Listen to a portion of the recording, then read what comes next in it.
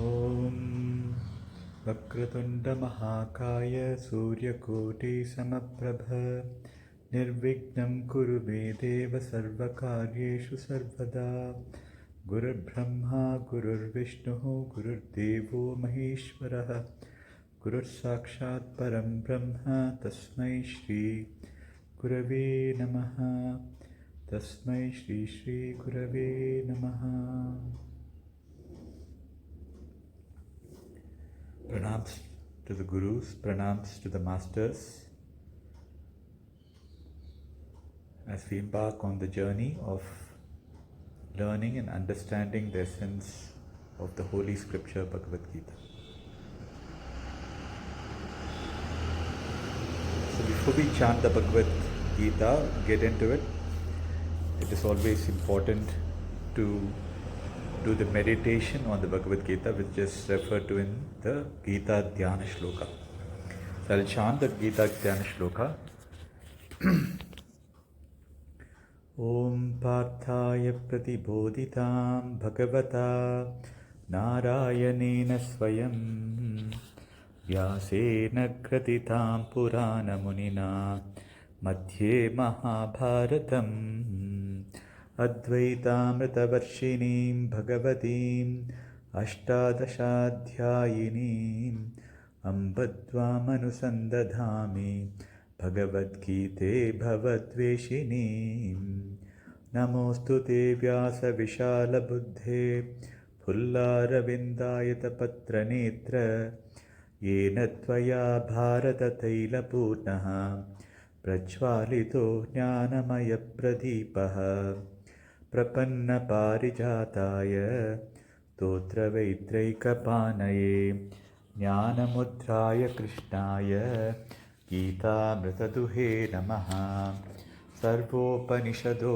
Gavo Dokta Gopalanandanaha Partho Vatsasudhir Bhokta Duktam Gita Mritam Mahate Vasudeva Sutam Devam Kamsachanuramardanam Devaki Paramanandam Krishnam Vande Jagadgurum Bhishmadronatata Jayatratachala Gandharanilotpala Shalyagrahavati Krupena Vahani Karnena Velakula Ashvattama Vikarna Gora Makara Duryodhanavartini Sothirna Kalu Pandavairananadi Kaivartaka Keshavaha Parasharya Vachasaroja Mamalam Geetharthagandhotkatam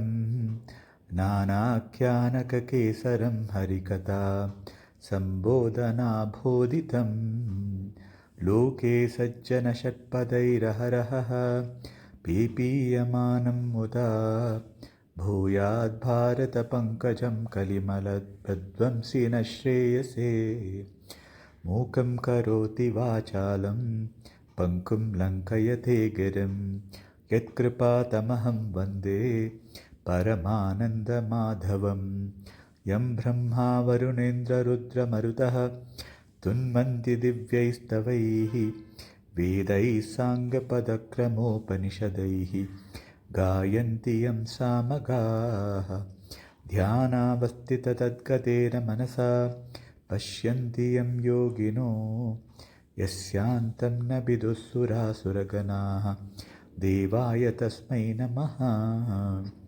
Sarvadharman Parityajya Mamekam Sharanam Vraja Aham Tva Sarva Papebhyaha Moksha Ishyami Ma Shuchaha. So let's understand the gist of this Gita Dhyana Shloka. Now, what is Gita Dhyanam? Gita Dhyanam gives an essence of what is going to be covered in the Bhagavad Gita. So it starts with prostrating to the Divine Mother, Bhagavad Gita. Bhagavad Gita Bhavatveshinim. Who do I meditate upon? I meditate upon you again and again on the Mother Bhagavad Gita, who revealed it It was revealed by Lord Narayana himself to Arjuna as a disciple. Compiled by Vyasena Graditam. It was a grantha it was compiled by sage Vedavyas. Where in the Madhye Mahabharatam, in the midst of Mahabharat war, Advaitamrita Vashini Bhagavatim, you are the embodiment of the nectar of Advaita, the Advaita nectar, which is the non-dualistic philosophy, and it contains how many? Ashtadashadhyayinim, 18 chapters. So that is the essence of the first stanza. The second stanza, Namostu te Vyasa Vishala Buddhe, it highlights the glory of sage Vedvyasa himself. Vyasa Vishala Buddhe, so such a glorified one, right? Immense intellect. We all know what all things he has done, right? So it highlights that immense intellect. And Pulla Ravindayata Patra Netra, just like the petals of the lotus flower, his eyes are like the petals.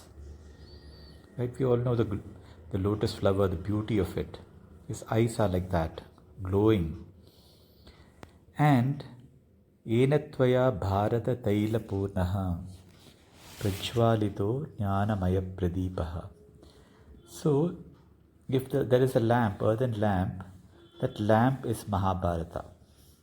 He fills up the oil in that lamp. And when the lamp is lit, it gives us wisdom. That wisdom is what is Bhagavad Gita. And who has done all of that? By the writings of Vedavyasa. Third stanza, Prapanna Parijataya Totra Vaitraika Panaye. So this we are saluting, giving our prostrations to Lord Krishna himself. There is a Parijata tree, we all know, right? It is a wish-giving tree, desire-fulfilling tree. So Krishna is like that. Once we surrender to him, he gives us whatever is required for us. Caretaker. And Jnana Mudraya Krishna, he also holds a crane to drive away the cattle. And Jnana Mudraya, what does he do? He gives us the Jnana. Right? We all know the Mudra of Jnana Mudra, right? We all have learnt it. So he gives us the Jnana of Geeta. What? Amrita Duhe Namaha. The Amrit of Geeta, he's covering it in this one. So basically, if you see here, it gives us a background of what all is going to be covered in the Bhagavad Gita in these few verses. Right? The key players are whom? None other than Lord Narayana himself.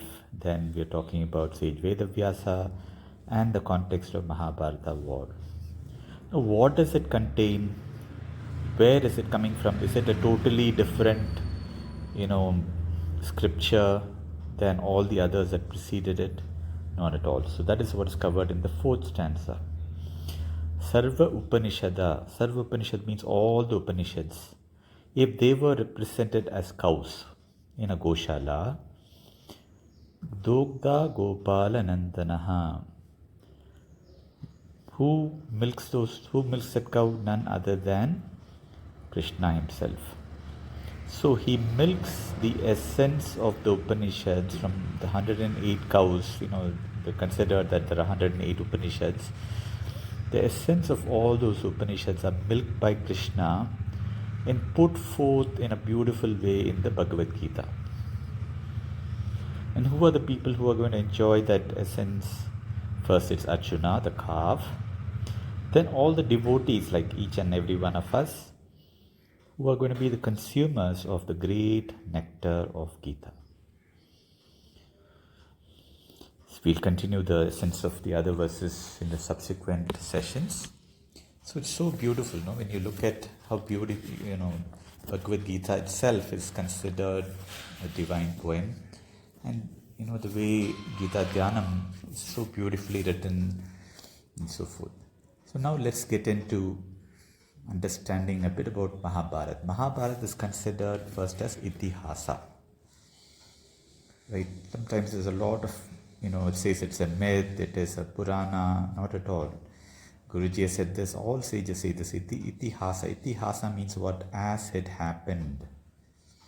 So when do we say as it happened? It means it happened for real, 5,000 odd years ago. Right? And it has been portrayed, through writings, and that those writings are still treasured even today. Mahabharata is the Itihasa. Ramayana is a Itihasa. And then there are of course Puranas, stories also that were compiled by Vedavyasa and his disciples. So we'll not get into that. Let's get back to Mahabharata. Now let's understand the word Mahabharata itself. So what Guruji says is Bharat, the word Bharat means brilliance, a glowing light. And Mahabharata is great brilliance. And in that great brilliance, there is a divine song of Mahabharata, which is the Bhagavad Gita. Now, when we look at, any song, any music, right? If you've attended a satsang, there's a lot of harmony there. If you look at the instruments, if you look at the people who are there, and your whole mind, it's all in one rhythm, right? There's a harmony built in there. Now, Mahabharata also has a war component to it, right? Which is what happened in Kurukshetra. That war, if you notice, is on the other hand a disharmony, example of disharmony, where there are factions that are not, in tune with each other, right? There is hatred, enmity, jealousy, all negative emotions, components are built into it. So what is therefore the Gita's, beauty is that Gita, what it provides is a knowledge and wisdom. In the midst of all the disharmony, what is needed is wisdom. And that wisdom is what is covered in the Bhagavad Gita. When things are going astray, it is not about doing anything else, just providing a little bit of knowledge, a little bit of wisdom, so that people understand it, relate to it, and even if they still fight the war, there's a lot more appreciation. So, we all appreciate harmony, right? If there is a struggle in life, harmony brings everything together. Conflicts are always there. Conflicts are there in our body, in our society. And yet at the same time, what is it that makes sure that despite all of that conflicts, some centeredness can be maintained? That is knowledge. So if you look at, the 5 elements that we all know of, fire and water, fire and air, right? We all know that they are key components of each and every material object that we see. Yet fire and water are not, in the same wavelength, right? One is against the other. And yet they coexist. So similarly, that is, a beautiful example of nature providing harmony. Because fire and water is everywhere, and yet we know that they are not dire enemies. They stay together. They allow space for each one of them in nature. Now let's chant the first stanza of Bhagavad Gita, chapter number 1. Om Shri Paramatmane Namaha. Arjuna Vishada Yogaha. Dhritarashtra Vacha. Dharmakshetre Kurukshetre. Samaveta Yuyutsavaha. Mamaka Pandavaschaiva. Kimakurvata Samjaya. So, Dhritarashtra, right? The father of the Kauravas starts the dialogue. And who is he addressing? He's addressing Sanjay. Sanjay has been given the divine eye so that Dhritarashtra can visualize what is happening in the battlefield.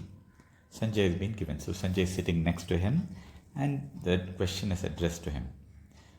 The question that he's asked is, O Sanjay, what are my people and Pandavas doing? After assembling in the land of Kurukshetra, eager to fight the battle. That is the question that Dhritarashtra is asking. My people. So you can see that very first thing, right? My, that I-ness aspect of it clearly shows up in Dhritarashtra. You all know that if he had himself given, a direction to Duryodhana, war could have been stopped. But anyways, that's a different topic. So Dhritarashtra was really asking what is happening. So Dharmakshetri means what? Somewhere where there is set of rules that are, to be followed. That is one side of it. Then there is a Kurukshetra. Kurukshetra, on the other hand, there are two meanings to it. One is that it's a place in Haryana. Kuru also was one of the kings, that are ancestors of Kauravas and Pandavas. But it also refers to something very significant that, applies to all of us. It refers to the battlefield, where not outside, in our own human mind. What is the battlefield that we, deal with? It may not be bows and arrows, but nevertheless, it is something where conflicts come between what is right, what is wrong. Right? We know in the midst of what is to be done, which is dharma, we sometimes have conflicts. So these two constantly, battle with each other, right and wrong, that Dharmakshetra and Kurukshetra. So overcoming this battle is ultimately the goal. And once we are able to win this battle through knowledge, through wisdom, through grace, and conquer the demons that we all have inside. All of these are demons, right? So when we talk about all the demons that Krishna fought and won against, or you see any of the stories, Puranic stories, there are demons outside, but Guruji has always said there are demons inside each and every one of us. Small demons, big demons, doesn't matter. Still, they are demons. And our battle is to fight against those demons. How? Through sadhana, so through knowledge. So once Dhritarashtra asked this question, Duryodhana also looks at the other side. Which side? The Pandava side. And he goes to his gurus, he goes to Dronacharya, he goes to Bhishma, and he constantly starts his, comparison. Look at how they possess. They look at what they have and what do we have. So he is a leader on the Kaurava side. And what's the first thing that has to be done as a good leader is to bring confidence. It is to bring the commitment from each and every one in his team. On the other hand, as a leader, he starts giving a wrong attitude, demoralizing attitude to his own gurus, Bhishmacharya, Dronacharya, and starts complaining, they have this, I don't have this, etc. And not very conducive for any kind of a war kind of a situation. So this goes on, and multiple stanzas in Bhagavad Gita chapter 1 cover that. I don't intend to cover the, most of the stanzas in chapter 1 because they are essentially giving the background of all the actors, the players on both sides of the war. And it's more of a Mahabharata background, right? So we don't need to get into it. We just need to get the essence of it, understand what is the mindset of the people who are there, and get the essence of it rather than go through each and every stanza here. So Bhishmacharya was listening to all of this. He saw what all the mentality that Duryodhana was going through, and he said enough is enough, and he blew the conch. In the war, it is always considered that the conch is symbolic of, a start of a war. It conveys alertness. Conch always, if you notice, whenever you blow the conch, even if your mind is going all over the place, like ringing a bell in a temple, it creates immediate, you're there in the present moment. It uplifts you. Something, your mind is 100 thoughts are coming, suddenly you're there. So you come to the present moment and you're now alert of what is next. So once Bhishmacharya blew the conch, Krishna also blew the conch. So like this, multiple people blew the conch. The conch is that, is also, something very beautiful. It's a nature given thing, right? It's not artificially made. And the conch is made up of 5 elements.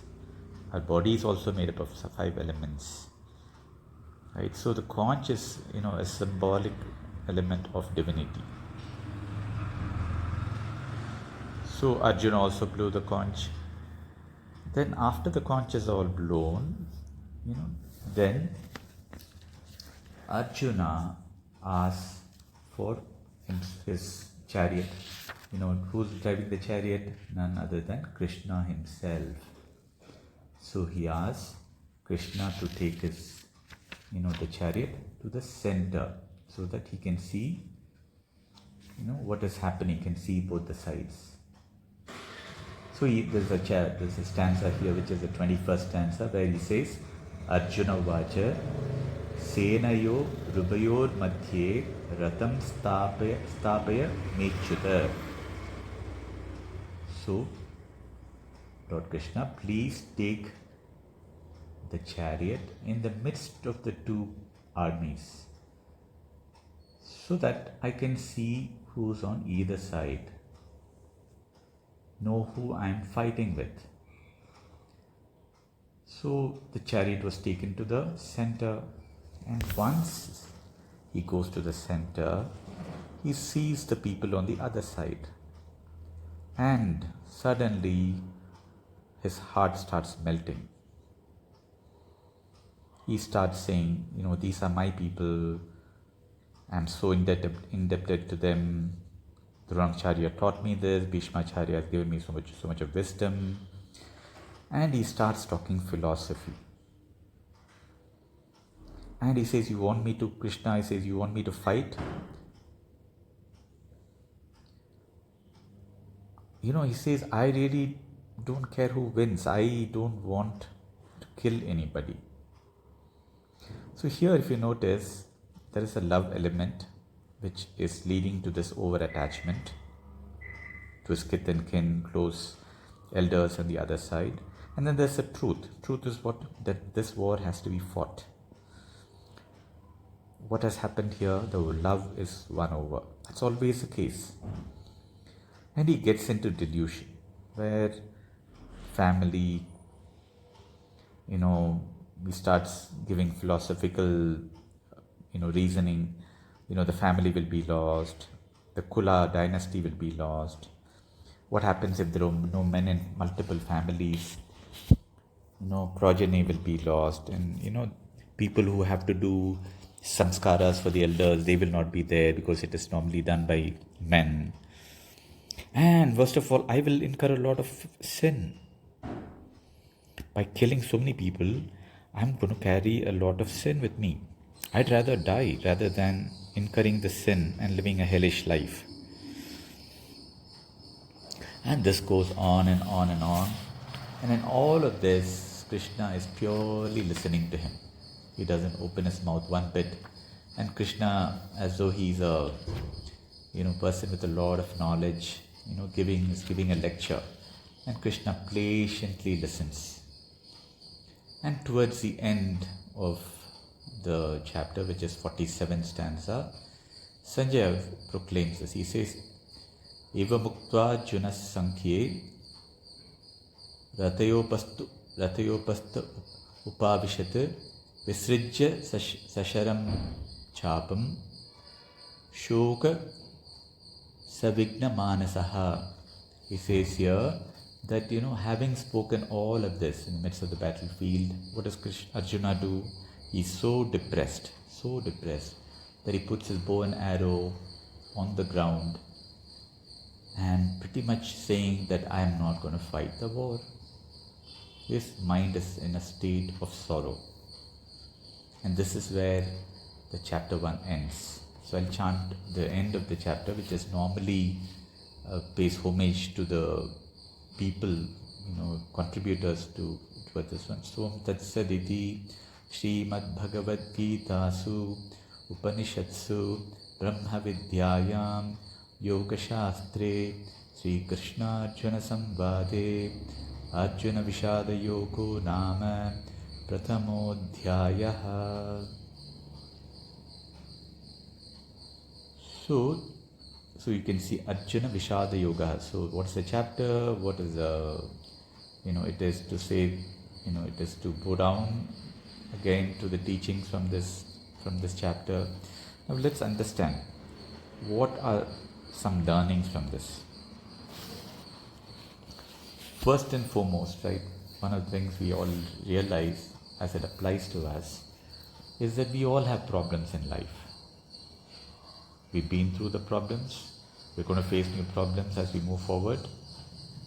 Understanding, realizing that we have it, becoming aware of the fact that I have a problem, acknowledging to myself that I have a problem, rather than just living with the problem. Chalta hai yaar, let's continue with it. That's the way life is going to be. Many of us, you'll notice around, live in that manner. It's always to do with certain relationship considerations, or maybe economic considerations, whatever it might be. We don't really see that I need to find a solution to a problem, if it is possible. So finding solution is the second. First is to acknowledge that I have it. Second is to find a solution. I may not be able to find a solution, but I can go to somebody, some elder person, a guru. That's one of the first things we learn. And that is the state Arjuna was in. He's still not yet acknowledged that he has a problem, but at least he's exhibiting it. Now the second aspect of it is just look at Lord Krishna. What we say? That he was simply listening to all of this. You can call it nonsense or garbage or whatever, but he was listening pretty much to all the lecture that was given by Arjuna to him.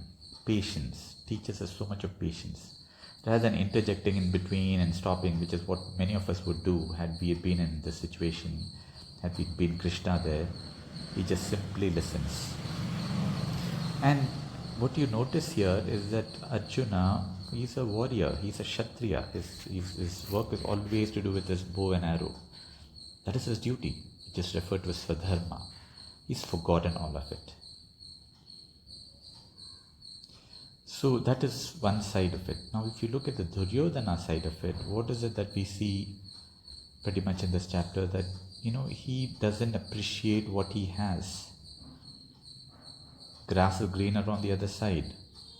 Rather than treasuring yourself and what your army possesses, and he had people like Bhishma, Dronacharya, and many other warriors.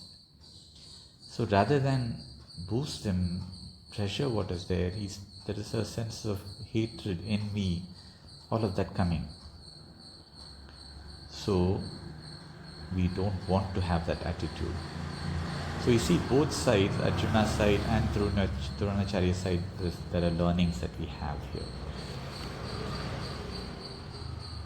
And all of this was required for chapter 2. Chapter 2 is where the essence of Bhagavad Gita starts.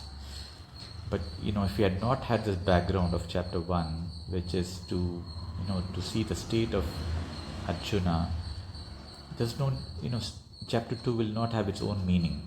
So the background is required very much. That is what is conveyed in chapter 1.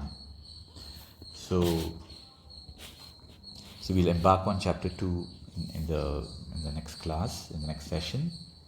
So let's appreciate the essential learnings from this particular chapter, understand that we're going to now embark on the knowledge aspect of Bhagavad Gita. And with that appreciation, let's close for today. Om Purnamada Purnamidam Purnat Purnamudachyate Purnasya Purnamadaya Purnameva Vashishyate. Om Shanti Shanti Shanti. Hari Om Shri Gurubhyo Namaha. Harihi Om.